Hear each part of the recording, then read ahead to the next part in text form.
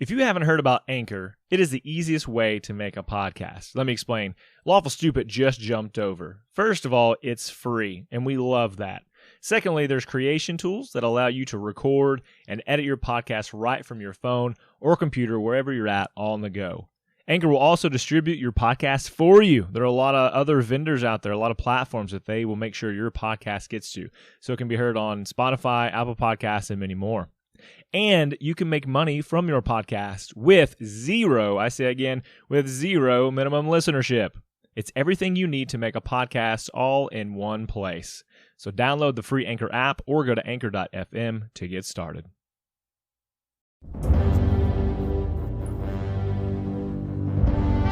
Last time on Lawful Stupid. We prepared for war. Battle, as it were. Well, yeah, we oh, go ahead. Well, you came up with a great plan. I don't know about that. Did you already forget about that? No, I just don't know. I just don't know if it's so great. Every time I think I do a good thing, it's not. So we'll see. And then there's also a very tender moment with Atlas and Ilaria. Yeah, Ray of Sunshine thought, I can get her out of this field right now with Findle's help. I was wrong. He was just going to blast her into oblivion. I was so excited for Shane, who picked up on it, because Findle, of course, is this powerful wizard, right? Remove curse? Got it. And Shane picks up, wait, probably not the best, like... You didn't think it'd be that easy, did you? Yeah. He goes, I mean, we have to go to the underworld. Like we have to go through the portal. Yeah, exactly. You guys ruined the surprise for my story arc. I was gonna have Findle surprise, remove curse, and be like, I helped you out! Boop! And you're like, no, you gotta go through... Anyway. Sorry, what? We're recapping? It would make sense canonically. Yeah, so anyways, after Shane and made all this, or Christoph, told his plans, they kind of changed up some things, and we are going to be the small team that sort of goes around the backside while the architects build this wall to separate the demons. An alley is what I'm thinking. So 2 walls separate. The Tor will go tear through. The volley in the form of arcane. What is it? The arcane cannons are going to be what it causes the initial dispersion, and they'll follow up with additional attacks if they're going to come too far or get beyond the walls. But primarily, then the remaining ranged attackers, so whether it be spellcasters or hunters, archer kind of situation, or whatever ranged guys are going to be wailing on the guys that are on either side of the wall, while the Tor go right down the middle of this alleyway to clear a path for the portal team to come in and construct a portal to get guys in from the rear directly to the heart of the conflict. Meanwhile, we go around the back, go through the wall, platform 9 3/4 thanks to Findle, and execute the mission. Yeah. Sounds good. And Christoph got a note, had a love triangle. Love triangle. And some ominous news. Everybody loves Christoph. This fall in CBS. I don't know what show that channel that airs on. Maybe it's a love square. That's true. Rowan is involved. It is a love dodecahedron at this point. There's so much love. Yeah. Lawful too. We're about the love. Are you guys... We promised romance and we finally delivered. That's true. Are you guys ready? Yes. Super ready. Let's do this. So, you can see from where you're standing on the front line. You're at the forest edge, and you boys are standing next to Findle, and you're standing next to some members of the Tor who have these wicked pieces of armor. They are twisted and scuffed and scarred and dented, and they so far have been silent. The Tor that are with you, they haven't had much to say so far. Not that there has been a ton of time for conversation, but you can hear murmuring throughout the front line as they're waiting. And Findle is looking across the field, and you kind of follow his gaze, and you see these monsters lined up in formation outside the city wall, ready to repel your attack. And as you kind of lean forward and look down the line, you can see varying pieces of the guilds. And more importantly, when you look behind you, you can see the blue in the ranks of the Arcanists being led by Frost. And Frost, Kristoff, as you look back, Frost kind of gives you a nod. And I return the nod. You, Atlas, you're wearing your red cape. So you are standing out, quite literally standing out compared to this hodgepodge group. The Tor not really having any real uniform, and then you guys as a unit just kind of being different. And walking past you, you see a familiar face, and that is the Dro, John. And he sees the cape, and he says, Atlas. John, and I'll give him that forearm slap that we last left with. Good words. And he returns the handshake or forearm shake and says, why am I not surprised? You're here on the front line. It's the only place to be for battle. And he says, I knew you would make an excellent doer of good, slayer of monsters. You did great in your test. I knew you would be on for great things. I appreciate that very much, John. And Ilaria kind of whispers in your ear when he says that, and she says, are you going to tell him you only passed because of me? I do not respond to her at this time. And John says, well, I'm glad I saw you, and I hope to see you after. Good luck out there. We don't need luck. We've got each other. Of course we do, Atlas. And he nods and continues on down the line. And you hear the murmuring kind of die down. And your ears are filled with the roar of war horns. And you boys are probably, and I say this confidently, I think, not warriors, right? So when these war horns go off, it's almost like a delay for you, right? The rest of the line moves forward, and it's almost like people behind you start kind of nudging you guys to go forward. And Findle is charging forward, and so you guys are now a pace or two behind Findle, and your ears are filled with the footsteps, the pounding of sheer numbers of Goliaths and dwarfs and elves and humans, and all of these mortal races are heading towards these monsters from another world. And it's almost comforting, the rumbling.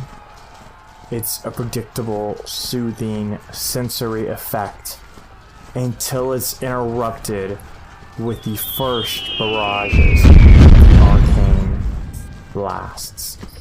And you Give him hell, Avia! see parts going everywhere. Dirt and armor and swords. And in fact, you guys are running, and one of the troops to the left of you is impaled by a sword that flew from a dismembered monster. And you feel this hope as you're charging forward. As you watch the front lines of these monsters begin to crumble until you hear the crackling followed by an explosion. And then another one. And then another one. And you begin to see explosions happening in your lines. You're seeing these not black, you're seeing the absence of a light streak across, arcing down into your battalions, exploding and sending troops through the air and vaporizing some as they hit. And then both the lines collapse, and it is just the sound of war. Metal on monster, monster on metal. You can hear magic being thrown from both sides. You can hear the sound of arrows filling the sky and landing on these monsters and the wall and the ground. What do you boys want to do? Both the lines have just met, and you guys are in the front. I very specifically thought this was not the plan. I pull out Ilaria. It's like we should be a little bit back. We should be like on the other side of this. We should be way over there. I thought we were supposed to not do this at all and go all the way around. But we have to fight, so my weapon's out right now. Yeah, also my whip is uncoiled. What is close to me? Is there anything in the immediate threats? You big monster. I want to attack him. He will get the first lick of this blade. Roll me an attack. Cue cool music. What's 22? That'll do. You have programs for this. It's 22? Yeah, that connects. Alright, I'm going to go ahead and roll this. That is an 8 for the first attack. And go roll my second attack. I'm sure that one's not going to hit. That's only 12. That one does not hit. Why don't you paint me your word picture of how you would want to attack? So I imagine if I'm just going to step up and I'm going to be in front of the boys, sort of face to face, and I'm more confident, I feel like, with Ilaria, especially after having talked to her about what's going to happen. And I just know that as soon as I take these swings, that my boys are going to follow up, and this one's going to crumple, and we're going to move on with the mission. So pull sword out. I'm going to slice the Achilles or at the legs like I've been doing, try to take it down to our level. Yep. That one hits, right? And so when you slice the Achilles, it crumbles, and you misjudged how well it was going to stand, and you actually swing a little above and to the right? So it crumples down onto a knee, and you weren't expecting it to go all the way down to a knee and bend that far down. Boys behind Alice, is there anything you would like to do? I'd like to reach around, whip crack.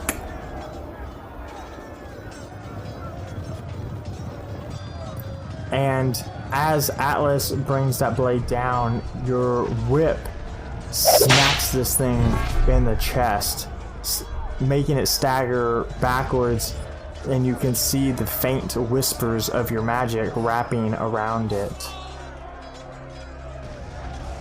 Rowan, is there anything you would like to do? I want to take a shot with my new pistol. Go ahead and roll me 2 attacks, because you have 2. I have to roll, Dwayne. Because you're super good. Thank you. What, 23 and a nat 20. Oh, dang. Gee, I didn't get an opportunity in that 20. Go ahead and roll. I honestly forgot. I got into the narrative. No, it's cool. No, I'm taking it. And so this whip hits and it kind of arcs backwards as it's regaining its footing to step forward.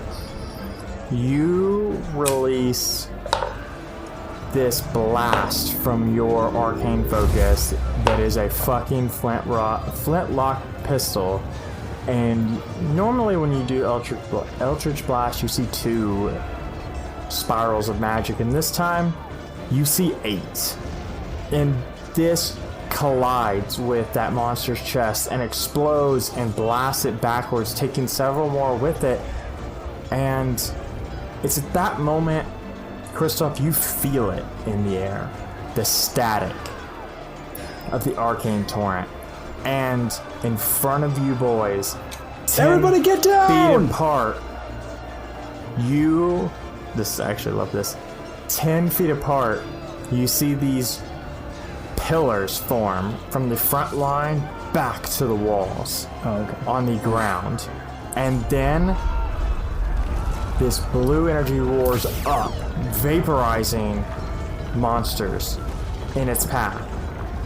And just as quickly as they were established, as the energy rose up, they fortified themselves as glowing walls. And in the middle of these walls, you can hear it, Kristoff. The crackling of energy. And you can feel the heat of it before it even comes. And I think as you yell, get down, right? I think you kind of like crouch down, right? Like, and so as you're like getting back up, being like, all right, and you feel it, but it happens so fast, like all those senses, you can't warn everybody, and the monsters in between that wall get roasted with this lightning between the two. And now the Tor beside you push forward, and you can see the lightning still trailing off their armor as they move to engage the monsters that manage to survive. As these guys get roasted and destroyed by these pillar walls, I'm going to shout out, "A small gift, courtesy of the architects of your demise!" And you look back, I think, as you take a glance back, and you can see the architects together, like concentrating, and some Tor members setting up posts, and they're further back as you guys have charged out, and those Tor members are acting as their guard. But what you notice, more importantly, Kristoff, is you can see that of this group of architects, that Avia is in the center of them. And she does not have her eyes open. She almost has her hands together. And when you look, like, you don't even have your arcane torrent vision really engaged, but you can see it. Like, you can just tell that there's a lot of power going on there. And you guys charge through between these two walls. This new gap between the two walls, meeting the monsters head on. What do you boys want to do?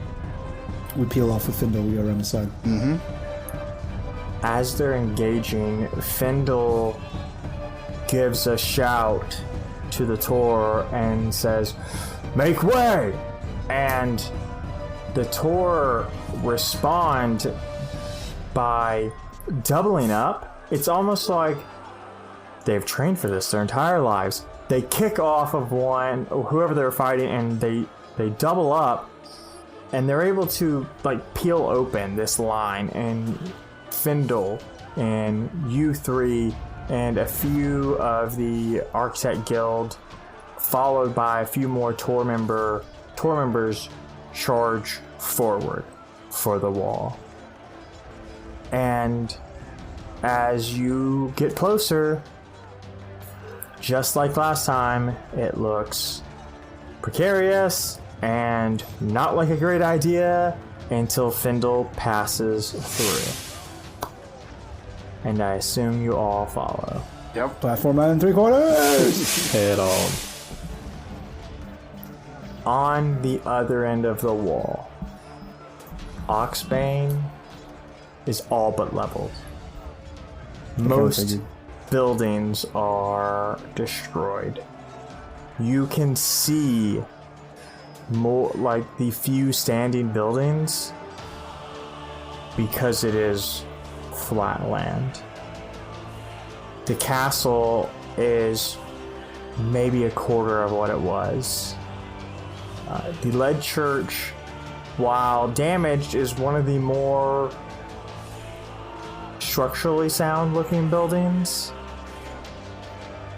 And more importantly, and most notably, Findle's tower remains almost untouched. And Findle, as you guys go through, he looks around and he says, well, on the bright side, I still have a home.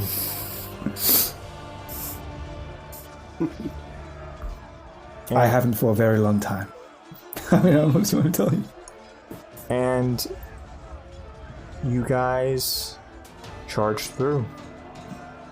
And there's monsters that you guys have to fight your way through to get to the castle, but most of them are already at the perimeter of the walls trying to provide assistance to the majority of the force that is being attacked.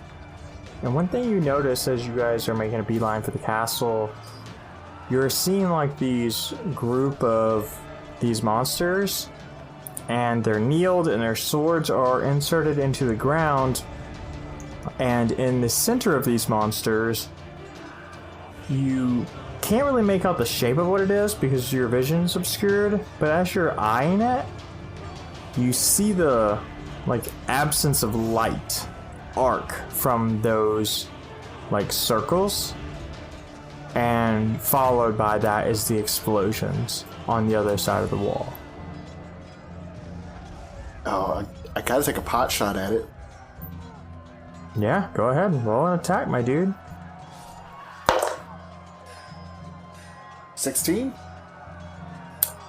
You raise this gun up, this arcane focus, and you fire the shot over at this group, and it's probably 100 feet or so away, and your shot starts to kind of waver the closer it gets, and right as it's about to connect, you see it almost like a metal coin or a metal ball being thrown at, you see it almost like you throwing two magnets together from the opposite end, and it just bounces away from them. It just like a hard turn. You don't actually see it connect with anything. It just flies in the opposite direction. And you guys reach the castle, which, Christoph, you recall was quite luxurious. Yes. Was. And now it is not. Melted gold and destroyed paintings and shattered crystals. And Findle destroys everything in your way, monster after monster, and you notice he is using his right arm. As much as he uses spells, he always uses his right arm, but you can tell he is relying on his right arm more and more and more. And you can definitely see how much he favors it when he's like this. And when you guys break through into the castle, he looks around and he says, all right, where do we go from here?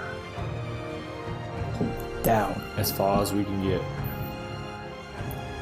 Okay. But we have to make a portal still. Oh, I thought that was another team that was doing that. No. We are making the portal. And he like looks at the Arcanist and the Tor that have been following you guys. That's their job. you and we're going to get started. Dow? And he's like, says questioningly because he's never been there. We should go secure the mouth to the entrance down so we can stop anything else that's coming up. But we should wait for that portal to be up and running until we go down and we have some more reinforcements. Because when we get down there to the doors where it gets especially bad. And he says, that's exactly what I was thinking. And he says, show me. And he nods to the portal team who begin their work. We lead them to the entrance down. Right. So you guys go to the entrance, and I like to think that who's leading, Atlas, or who's leading towards the entrance? Oh, yeah, I'm always leading. Yeah. And so, Atlas, when you get to the door, I think you open it to, like, show the way. Mm-hmm. And so when you do that, like, the first thing coming out at you is a monster. What do you do? I imagine that if I was opening the door with my right hand and Ilaria's in my left, as soon as I see that, I'm going to grab the blade and just slice up vertically. Do me a favor and roll me that attack roll. That's a crit 20. In half. You tear this thing's face in half. You split helmet and bone and flesh in two, and you hear Ilaria, yes! As blood and ichor goes everywhere. Do me a favor and roll a dexterity saving throw for me, please. Oh, which one? Dexterity saving throw, Oof, please. Not good. That's a 7. You get covered in all types of monster blood. You are now no longer a white orc. You are a goopy dark monster blood orc. It's like my father would have loved me now. Does that mean that we can see down the path and that it's clear now? Well, you can see down the path, and you have dark vision. I'm going to focus into the arcane torrent and start establishing copper tripwires. Okay, go ahead. Explain to me what you want to do. I want to make bits of copper wire stretching from one end of the wall to the other along this pathway down. So that were a monster to come through, it could potentially trip on the copper wire. Okay. It's not like one strand of copper wire. It's like... No, I get that. That's why I'm like... I was listening to where you were going with that, because I thought for a second you were like going to do alarm, but I don't know that you have the alarm spell. Anyways. I don't. Do me a favor and roll an arcana check, please. Oh, it's definitely not the alarm spell. It's just tripwires. 21. Yeah, so you feel the stress of the arcane torrent being channeled through you, and you see the threads form, and you're building your lines. And Atlas and Rowan, you watch as Kristoff begins focusing and sweating, and like you can tell what he's doing. And you watch Findle, who is watching Kristoff do this. And Findle smiles and says to you boys, and it's almost like hard for you to hear, Shane, because you're like, or Kristoff, because you're focused. He says, "Do you think I should help?" No, he doesn't like that. He just wants to feel very special about this. He's doing a good job, I think, unless those explode. No, you should probably help him just like a little bit. Just don't let him know you're doing it. Just let him think that he's doing it. And Findle says, "I'm not good at subtlety." And he like puts his hand on your shoulder, and your wires form, and the stress of the torrent is off of you, and you're noticing like that you can just pull the torrent and fold it and wind it and construct it like you were messing with clay or wax of a candle. And you establish your tripwires. And I think you establish stronger and more because you were just in the zone making them. And you're like, oh, I'm getting better. This is easier. And like you just start weaving more. And as I finish, I didn't realize what happened. In a giant basket. A giant basket. Yep. It's really just it's if you've ever been to a playground, it's that weird net thing that they always have that you have to crawl up. Yeah. It's just that out of copper wire. So they'll never make it through. Those things are impossible to traverse. Exactly. They can't It's just not cut difficult through terrain. It's impossible terrain. Yeah, exactly. And Thank you, Findle. That was a great aid. Findle smiles and says, "You were doing great. I just gave you a little juice." I appreciate it. And you see Ike come through the hallway. And he says, "I thought I heard your voice." And Ike is covered in blood. Covered in it, head to toe. They're like twins.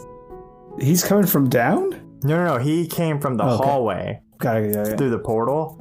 I thought he just like emerged from the shell, like, I've been here for weeks. The way is clear. I had to eat my way Ike through. the Destroyer. Get back to the chopper. I have made you a path. No, he is covered in blood. Still no weapon. Would you like a weapon? punching You can me, use so to Willow speak? if you'd like. And he laughs this deep bellowing laugh and hits you on the back real hard, like with a pat, and says, "It would only slow me down. Little toothpick like that." I slump my head down and shoulders. And he says, "Thanks for getting the portal up. That was way more work getting through. And honestly, a long walk." And behind him, you see a bearded dwarf in thick metal armor with With red the hammer hair. of fucking Dariden. With the hammer. Of fucking Dariden.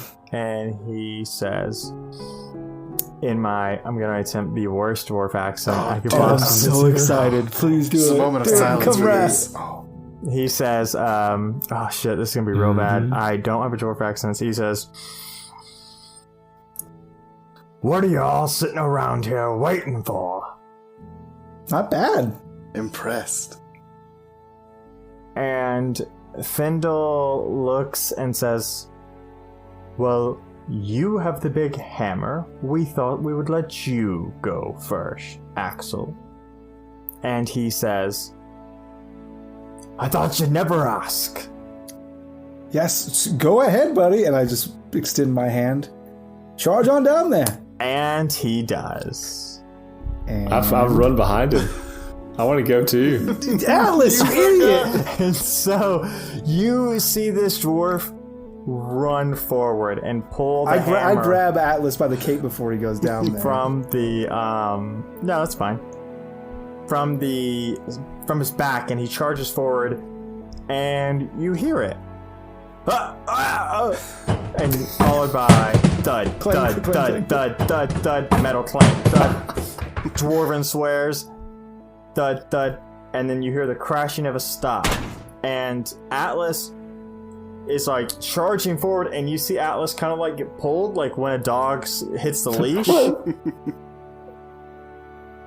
And then I imagine you're thankful. And Findle says, "You probably could have warned him, Kristoff." Yeah. Well, I probably could have, but he showed up and he was very cocky, and also he has a hammer that I think belongs to us. He's kind of a douche. And I snap my fingers and release the copper wire back to the torn.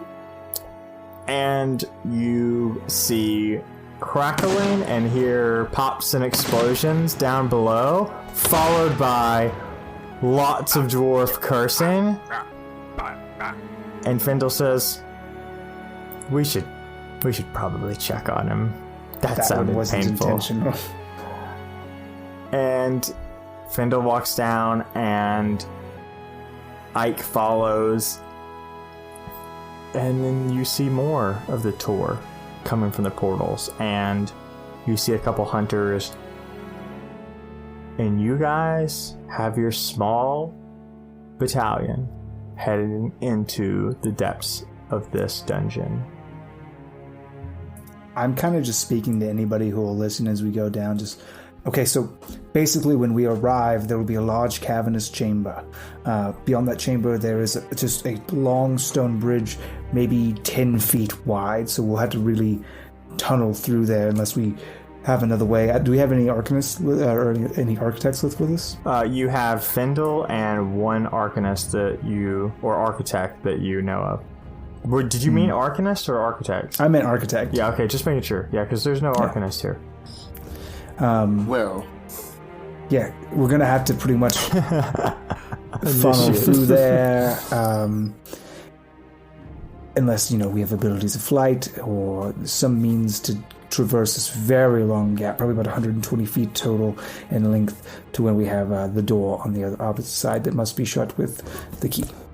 And as you're saying that, as you guys are making your way through the tunnel or through the cavern, and you hear this dwarf say, "I don't think that's going to be a problem." Got sideways on me, but yeah, with this hammer, I'll take him all down all by myself. And Kristoff, you and Findle look at each other and kind of roll your eyes. I mean, okay, great. Do that. And Ike says, that hammer's pretty powerful.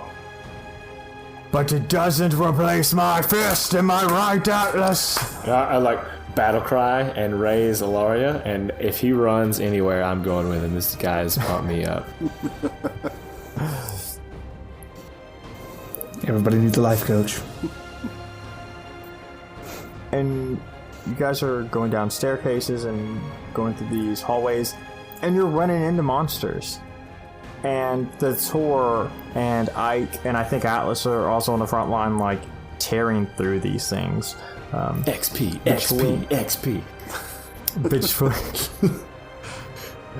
Between and the whole time, every time you say XP, Ilaria says, "Murder, get stronger, murder, get stronger." And until you guys get to the big open room that is pitch black. And you guys can obviously see, because you have dark vision, most of you, if not all of you. Findle says, "Well, this won't do at all." And he lights up the room by sending these lights that go up into the air and kind of spread out and fill the room. This is the first time you guys actually saw what was in the room. And it's just these shadows that have nothing to have shadows with. You can see almost, and I don't know the proper name for them, and I should have looked it up prior to this episode. What, maybe Shane knows, is the name of the effect that when a bomb goes off, that it's only their shadow on the wall that's left, when they're vaporized? I thought you might know, because from descriptions, there's a phenomenon that when a bomb goes off, nuclear shadows. I think I'm just looking it up, so it's just nuclear shadows, right? And that's kind of what you're seeing, the shadows of things that don't have forms, and that they're painted against walls and the floors, and they're almost like echoes of people. And that was not something you guys saw the last time you went through this room. The shadows do move. And Findle says, hey, excuse me? Yeah, those shadows move and coalesce. Seems to be they favor the wounded. And Findle says, all right, Ike. Something weird going on with those shadows. Keep your eyes open. And Ike says, give me something to hit, and I'll hit it. I mean, I'm not opposed to you hitting one of those shadows.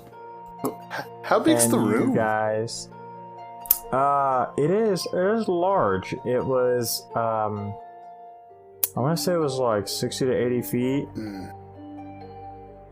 Just shot in the dark. I'm gonna cast Fairy Fire in like the middle. Go ahead. Oh, I do. You just have to make a Wisdom saving throw on anything that is there. Does a 17 It beat does. it? Okay. So you cast Fairy Fire, and you and your squad are set. Well, I guess you guys can all roll if you want to like resist the Fairy Fire effect. I imagine that he cast I it cast it in the further middle into of the the room. room. Yeah, it's on the only end. Not on you guys. Okay, It's yeah, only yeah. A 20-foot cube. Oh, okay, cool. Yeah, no, you guys are good. Yeah, you cast it, and that happens. Okay. We just see like a small 20-foot cube fucking electrolyte disco party happening for a second, and then Findle's strobe lights are going off too. I almost imagine it's like to me, like, I've always imagined Fairy Fire is like this explosion of like glowing confetti around everything, like that attaches to whatever like is invisible. It's just constantly falling from that shape. Right, exactly. And you're like, oh, okay, well, it's like throwing flour on invisible things. That's just me, though. I always thought of it as like a 1,000 glow sticks exploded at once. Oh, that's really good too. It's like a weird paint party. I'm into it. Your squad gets halfway through the room, and monsters are already pouring through from the bridge, from the portal, and the Tor and Ike and Axel have got this method down for dispatching them. And anyone who survives, you guys are finishing off. Like, Findle's casting spells. I imagine you guys are throwing in pot shots here and there as you guys are cutting through these remaining monsters. And you guys get to the bridge room.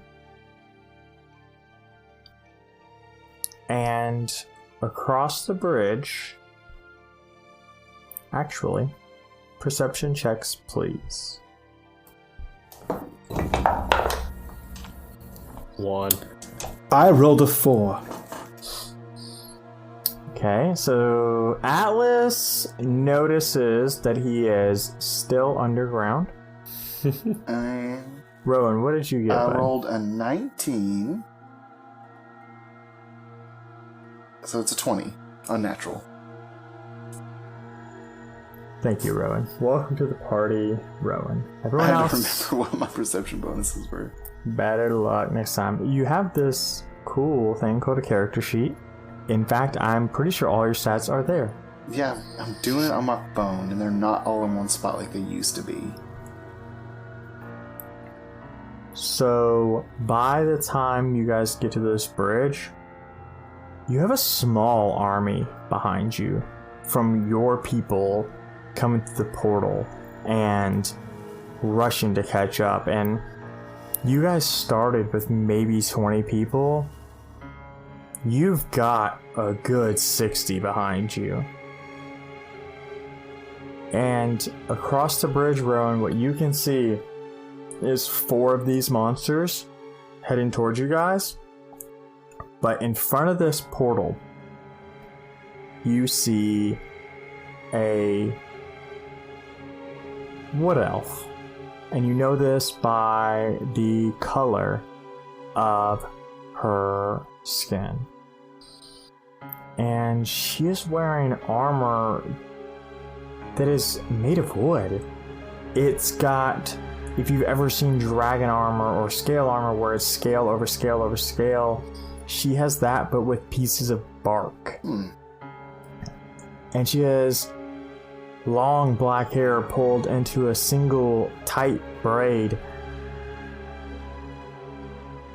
Or sorry, not black hair, it's copper hair.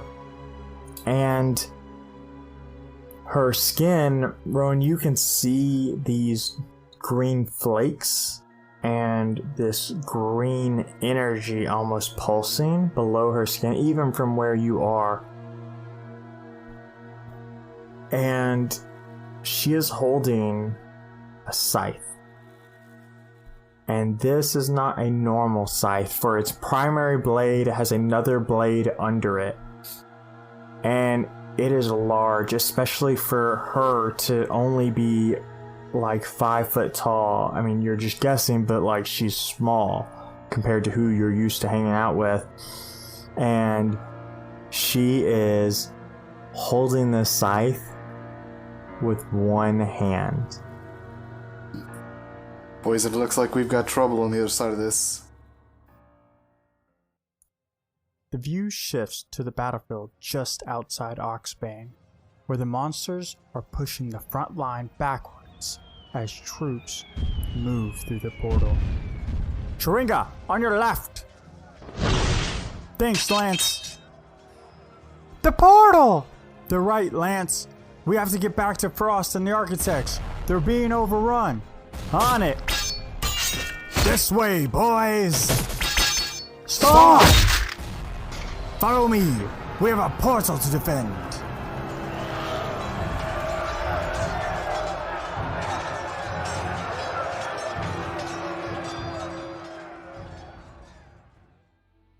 People are always telling me, Scott Chainsaw of Lawful Stupid, that me and Alex are super close. We have so many inside jokes, and they're always wondering about that. They say we're like twins, you know? We even finish each other's sandwiches.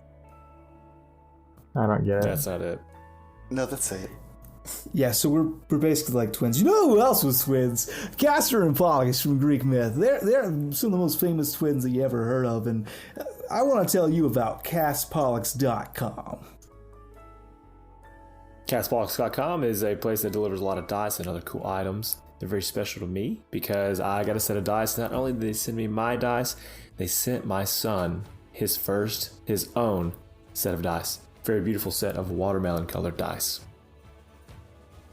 Castor and Pollux are members of our Discord family, and being a part of that family, the Lawful Stupid family, they saw the kindness in their hearts to give us a coupon code. So you can go to castpollux.com, get some sweet dice, necklaces, and use a Lawful Stupid to get 15% off.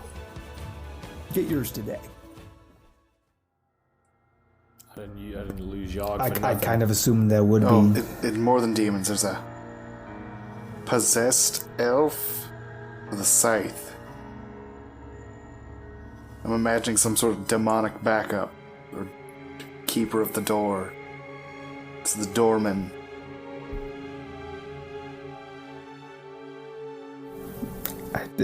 Does it change anything? No, but be aware.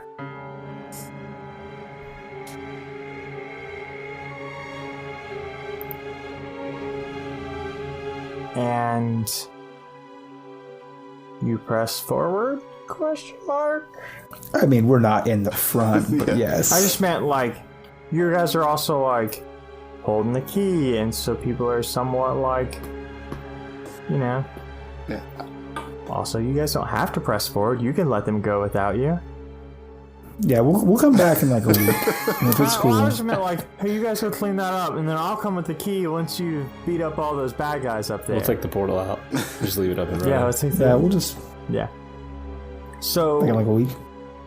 Ike and Axel, they push forward with these Tor, and you hear this like low laugh coming from this elf, and Axel steps forward and he wrecks these two monsters in front of him. And he brings that hammer down on the bridge, and you watch as stones like fissure upwards, knocking the other two off, like making the bridge a shitty thing to travel across now. But the pathway to this elf and the portal is clear. And these tour soldiers rush past Axel, who is more or less gloating about his success. And you watch as this elf raises the scythe over her head and makes a cutting motion across. And the Tor that were charging against her fall forward and down and flat.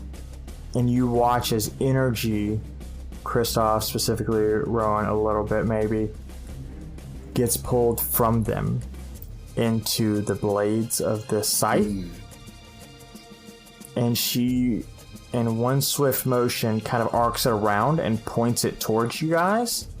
And you watch as energy bolts fly in your direction. And go ahead and make dexterity saving throws, boys.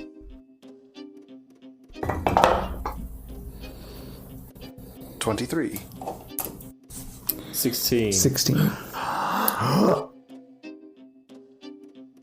And these bolts of energy go past you guys. You all instinctively step out of the way, but you can feel the energy pulsing off of it. And behind you, you watch as half of the army with you begins to shudder and shake, and they transform into smaller versions of these monsters. It's almost like whatever race they are gets mutilated and converted into macabre, gross versions of who they once were. And behind you erupts all-out war. What do you boys want to do?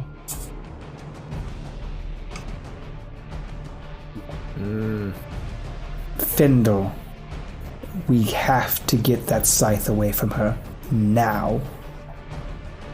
And Findle says, I couldn't agree more, and rushes forward to back up Ike and Axel. I'm with them. Kristoff, you want the old 1-2? I would like to jump 6, 12, 18 feet into the air. Pop rage mode. Bring Sword Lariat down into the middle of these beasts, or whatever is around, and make that my first attack. If we're doing the dance party battle. I like what you're doing, but you currently only have one enemy in front of you, and it's the elf, unless you're going to fight backwards in the big mosh pit of violence. But you know what? Terran do same thing to Wood Elf. Okay, so you're still a little way from her, so you're going to start crossing the bridge and head... What's the distance to this bridge? What's the gap? The bridge is like 120 feet. Yeah. You guys are like 30 feet in. The elf's on the other end. You guys want to charge forward and fight, right? Yep. Mm-hmm. Yes. You guys rush forward, and Ike and Findle and Axel are in front of you, and you see another beam heading your direction, and it looks like it misses until you see Ike begin to shudder and shake and transform. And this mountainous Goliath begins to mutate. where his skin and his smile once was, a crooked visage forms. And his 2 arms and fists, which were his favorite weapons, become mutilated skin and bone. And that's where we're gonna end this episode. We'll see. I knew it was coming. I had to. I knew the time, but I'm still angry about it. Next time, it's gonna be combat. Yes. It's gonna be old I don't want it now. This is not how I wanted it. Combat. It's not how I wanted it. Okay, so good news. The strongest man who ever lived, who's the leader of the most elite fighting force in the world, is now presumably even stronger than a monster, and he's against us. So that's great. But we do have a Findle. That is true. Right I now. think that Do you even have so so far. You also have a dwarf with an artifact weapon. Oh yeah. I would have rathered him get hit with the laser beam, frankly. It's fair. He is not nearly as effective as I say this knowing full well that once I say it, it will never happen. I was just waiting for him to die so that he would drop the hammer so I could use catapult on it to hit that elf in the face. I mean, you can still try to do that, right? Like, He's got to drop it first. oh, you can't do it. Also, love the wooden armor and wooden handled scythe, Dwayne. Is there a particular spell that you might be trying to avoid? actually, no. But since we're on the end of the episode, I will say that one thing we do at Lawful Stupid is we allow patrons to put items in the game. And that actually is an item Is it that Dread, yeah. Dread actually suggested in they had suggested it a while back, and it just wasn't a good time. And thankfully, Devin reached back out and was like reminding everybody. And so, when you guys hear more and more about that weapon, just know that that's a listener addition to the show. Direct quote from Dwayne. That's a really cool item, but it's way too strong to give to my boys. So he immediately gives it to the enemy. What a bro Dwayne is. Love you so much. Yep. It's super good. And it's super awesome. So, yeah. Well, no, and there's more to, and without spoilers, there is more to the wooden armor thing. Is it because it's a wood elf? Is there a particular spell you're trying to avoid? I had actually not thought about that. I was just so ingrained in, like, describing this bark over bark over bark armor that, like, I was so excited about seeing, because, like, you don't really ever see that when you see wood armor. It's just like a wooden husk. Yeah. That's Alex and I's go-to combo. Like, oh shit, they have a really strong weapon. It's made of metal. Heat metal. Ow! Catapult I drop it. off the Great. bridge. Catapult into the abyss. Yeah. No, I didn't actually think about that. I need to, like, write that down that's y'all's bag. Yeah. I always forget until it happens, and I'm like, fuck. That's only if they have a weapon that's particularly powerful and not them innately. Yeah. And also made of metal. That's weird. There's no metal left in the Oh, world. no, Nobody metal's uses gone. any All of our metal. weapons and stuff are super rare. Yeah. Yeah, thankfully, you know, the shaft of this weapon is wood. Yep. Yeah. Check that out. So, boys are in some trouble. Yeah, not great. Every time we come here, let's stop coming here After ever. we close the door, we burn everything down, get rid of the bridge. Oxbane is no What more. if we just Nuke it from orbit. don't do this anymore? If you rearrange the letters of I do- Oxbane, it spells well- Voldemort. Dang it. Weren't we Should've. gonna retire? Didn't we decide that? We were Yeah. gonna Live simple gonna fly- lives. Take that station we're owed. go into business. We're gonna go into business making arcane focuses. Yeah. That was gonna That's be right. life. And sell them to pirates. Yeah, no, I remember that. It was a good Arrow plan. catches. Just a bunch of arrow catches. Air catches for days. That's the other item you would make, right? You would make your arcane focuses, and then you would make things to basically counteract them, right? So now you're selling both sides of the military, like, right? Who That's where the money is. wants it? Who gonna get it? Yeah. On both sides, I agree. Yeah. That's literally where all the money is. Thanks for listening. Yeah, Thanks for listening, everybody. You're so great. We appreciate it. I'm so Hey, excited. join our Discord, iTunes reviews, and Lawful Humanity. Go ahead, yeah. How you know that the Lawful Stupid Boys get tired. The outros fall apart. I was actually going to say, go to our website. There's a link to our Discord. There is our store page where you can go and get some of this new sweet character art, and or if you are hashtag Team Alaria, you can go get some Alaria art as well. Love it. T-shirts, Posters, phones, whatever tea cozies, you can I'm pretty possibly sure. think. It's everything, and I'm pretty sure you could get Firstborn with the tattoos on it. Is it I don't gauche know. that I already don't know. bought a They're whole always bunch coming of up with them? new stuff. No, I Yes. want to as well. There are also our webcomics there as well. And if you haven't checked out the webcomic, you should.